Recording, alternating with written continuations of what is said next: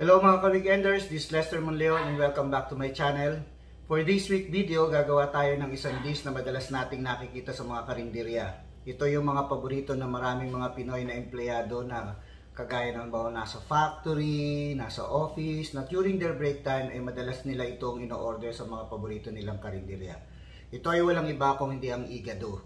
Kung hindi ako nagkakamali, na-request din sa akin ito na gawin ko ito. Dahil nga wala akong masyadong oras na makapagluto, no? Mga ilang weeks na hindi tayo nagluto, for travel vlog ang ating ipinost noong ating nakaraang 2 linggo. But this time, nagkaroon tayo ng pagkakataon, kaya gusto kong i-share ito sa inyong lahat. So tara, sabay-sabay natin itong lutuin. Bago tayo magsimula, ipapakita ko muna sa inyo ang mga ingredients na ating gagamitin para sa ating dish na igado. Umpisahan natin sa baboy na kinat na natin yan ng cubes. Ito naman ang ating atay ng baboy na kinat na natin ng strips. Meron tayo ditong carrots. Meron tayong bell pepper.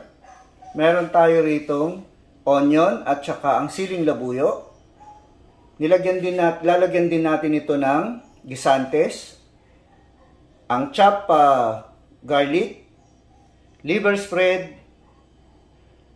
Atsuete at isang pirasong pork cubes. Gagamit din tayo ng pamintang durog, suka, toyo, at mantika. So once again, tignan natin ang ating mga ingredients. Ayan silang lahat. Okay. Ngayon naman, tayo ay magsisimula ng magluto. Simulan natin ang pagluluto sa pagpapainit ng mantika. Konting mantika lang ilalagay natin kasi maya-maya magkakaroon pa ng oil yung ating baboy. So pagkatapos natin lagyan ng mantika, ang isusunod naman natin, pagsasabayin na natin yung ating onion at saka yung ating sili. So inuuna natin yan igisa kasi para hindi rin masyadong mabilis maluto kasi yung ating bawang. So at least kapag nilagay natin yung bawang natin, medyo paluto na rin yung ating sibuyas. Yung bawang kasi paglagay mo yan, luto agad. Okay, halo-halo lang tayo.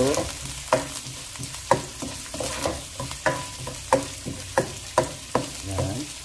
Gusto niyo ng medyo maanghang kasi magandang iginigisa nyo yung inyong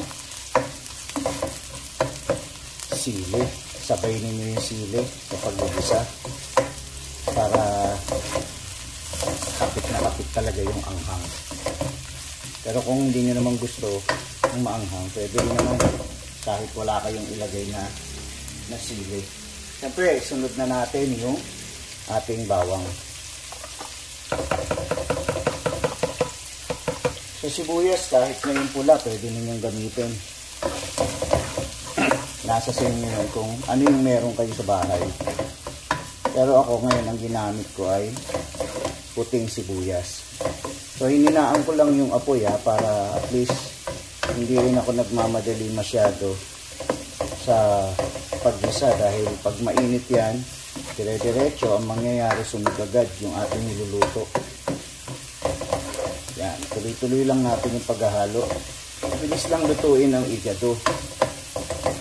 Ito yung madalas na ino-order natin. Popular to sa mga karinderya. Yung igado na to.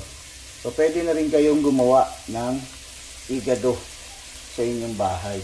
So, isunod naman natin, pagka nagisa na natin yan, so, isusunod natin ilagay ito na minarinate na natin to. To, yan. Minarinate natin to kanina eh. So, ilagyan ko na yan ng toyo at saka ng pamintang durog. So, igisa mo lang. Medyo iaangat na natin yung ating fire ngayon. Yan. Gisa-gisa lang na ganyan. Sobrang dali ng igado. Alam kong maraming merong mahilig sa dish na ito. So So pwede ninyo itong gawin sa inyong mga tahanan.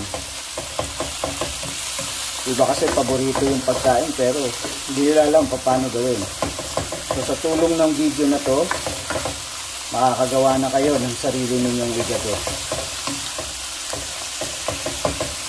So ulitin ko, ang nilagay ko, pinang-marinate ko kanina dito sa ating baboy ay toyo lang at saka pamintang durog. So para tumapik lang yung lasa. So pagka naganyan mo na siya, na nailagay mo na at naiposition mo na, siyempre takpan mo lang. Takpan muna natin ng kahit na mga 5 minutes lang. Tapos saka natin balikan. Siyempre hinaan mo yung apoy. After 5 minutes, balikan natin yung ating ginigisa na baboy. So kung mapapansin nyo, hindi pa siya lutong-luto, di ba? Bakit ko siya binuksan? Kasi ilalagay naman natin ngayon itong ating pampakulay. So gumamit ako dito ng atsuete. Itong atsuete na ito, ang purpose nito para magkaroon lang talaga siya ng magandang kulay. Siya nga pala ang ginawa ko dyan, binabad ko na yung sa mainit na tubig para mas mabilis. So medyo itataas natin ng konti yung apoy. Yan. So para magkaroon siya ng magandang kulay.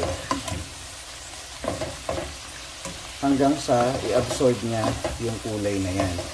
So kung nakukulangan kayo dun sa kulay, gusto nyo pa ng mas matingkad ng kulay ng pagka-orange, pwede rin naman kayo magdagdag pa ng konting kulay. So kung marami naman kayong nabili na atsuete, pwede ninyo yun gawin. So since nailagay na natin ngayon yung ating pampakulay, ang gagawin natin, tatakpan natin siya ulit at hayaan muna natin lumambot yung ating baboy. Balikan natin ulit pagkatapos ng 5 minuto. Pero syempre bago yan, i-low fire ulit ninyo. Kasi baka mamaya matuyuan ng gusto. Balikan natin after 5 ulit. Pagkatapos ng 5 minuto, i-check natin yung ating pinapakuluan or pinalalambot na baboy. Yan. So, at this point, pwede na natin ilagay yung ating atay ng baboy. Halo nyo lang siya. Tapos, mix nyo lang. So, pwede ninyo ulit itaas yung apoy. Yan. Bakit yung ating atay ay hindi natin isinabay kaagad kanina? Kasi nga, sa atay kasi, madali rin naman yan maluto. No? Hindi rin naman masyadong maganda kapag siya ay ibang tipong lutong-luto. Kasi tumitigas. Hindi rin naman maganda kapag hindi naman siya naluto, malansa. So, kaya inuuna muna natin nalutuin ng gusto yung ating baboy, yung laman, bago natin isinunod yung atay. So ganito lang kasimple ang pagluluto. Pagkatapos nito, sunod-sunod na. Pwede na natin ilagay yung ating carrots. Okay. Bell pepper.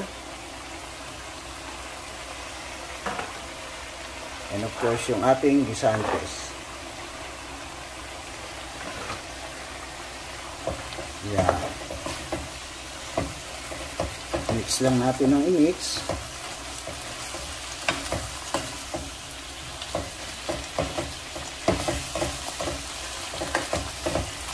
Pwede kayong mag-adjust ng konting tubig pagka medyo natutuyuan na siya. Sinaulit natin ang ating apoy. At tapos, Takpan natin ulit at balikan natin mga pagkatapos ulit ng 5 minuto. After 5 minutes, pwede na natin ulit double check ang ating pinalalambot ng mga karne. Kasama na syempre rito yung mga gulay. And at this point, pwede na nating ilagay ang ating pork cubes. So, pampadagdag lasa lang naman. Lalo na ang baboy kung minsan, hindi ganun ka flavorful. Okay? Nabulol tuloy ako. So, sana ito ay gawin ninyo sa inyong mga bahay para hindi nyo na kailangan pa lagi na lang bumili sa mga karinderya kapag gusto ninyong mag-ulam ng igado. So, takpan natin ulit at maya maya ilalagay na natin yung isa pa nating ingredient. Okay? Okay, balikan natin ulit ang ating niluluto. Ngayon naman, kanina, pasensya na kayo, hindi ko na isama itong ginisa granules sa ating pinakita mga ingredients kanina. Pakisama nyo na lang ho doon sa mga gustong gayahin ito. Pakilagayan nyo na lang ho ng ginisa granules. So, pampadagdag linamnam sa inyong niluluto. Pero yung iba kasi ayaw maglagay ng ganon. Yung iba naman MSG ang ginagamit. Pwede rin naman. Nasa sa inyo ho yan kung ano yung gusto ninyong panlasa. Okay. At this point, lalagyan na natin ng kaunting suka. Kasi ang igado ay mayroon talagang konting asin. Konti lang naman. Okay na yon, enough na yon.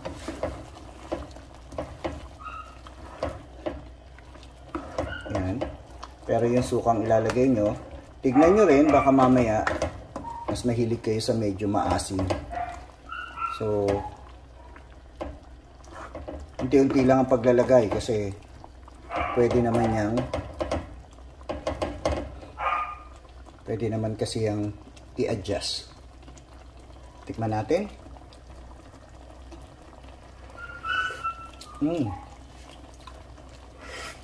Sarap. Ayos. Okay. Maya-maya, babalikan natin to. Mga 2 minuto pa. At pwedeng-pwede nang iserve ang ating igado. Ito na ang masarap nating igado.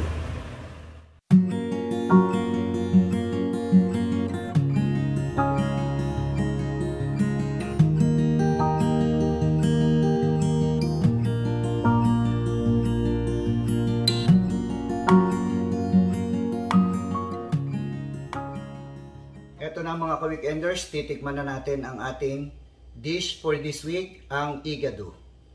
Ito siya. Umuusok-usok pa. So, titikman natin. Okay.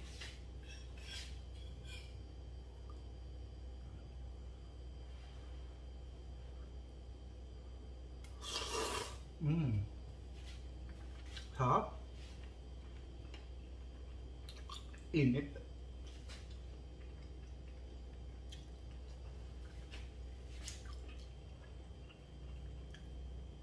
Tama-tama yung anghang niya para sa akin kasi ginisa ko yung sili. Pero kung ayaw niyo ng sobrang anghang, huwag niyo igigisa yon. Pero ako kasi mahilig sa spicy. Ito pa ang isa.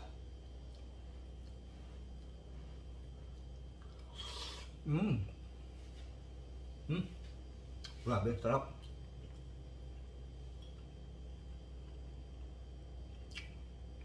Tama-tama lang yung lambot ng baboy. Kasi hindi maganda pag sobrang lambot. Para siyang nadudurog na. Ito, buo-buo pa. Ito pa ulit.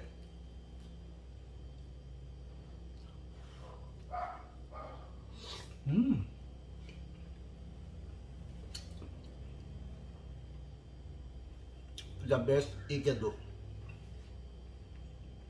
Walang biro. Gayahin nyo to, sundan nyo lang ng step by step. At talagang magugulat ka, sabihin nyo ang husay nyo na pala magluto. By the way, kung bago ka lang sa video ko or sa channel ko, huwag mong kalimutan na hit ang like button. Pag-share nyo na rin ito sa inyong mga kaibigan at kapamilya. And of course, mag-subscribe na rin kayo para mas marami pa tayong pagsasaluhang mga luto kada linggo. So masarap ito pag mayroong kanin. Pati sauce, grabe. Ang sarap. Sauce pa lang, ulam na. Imaginin mo, sa 1 kilo, ganito karami maluluto mo. Kung bibili ka sa labas nito, ang mahal. Konti lang ay bibigay sa'yo. Tapos yung mga baboy, ang liliit pa ng hiwa. Pero ito, diba? Sarap, diba?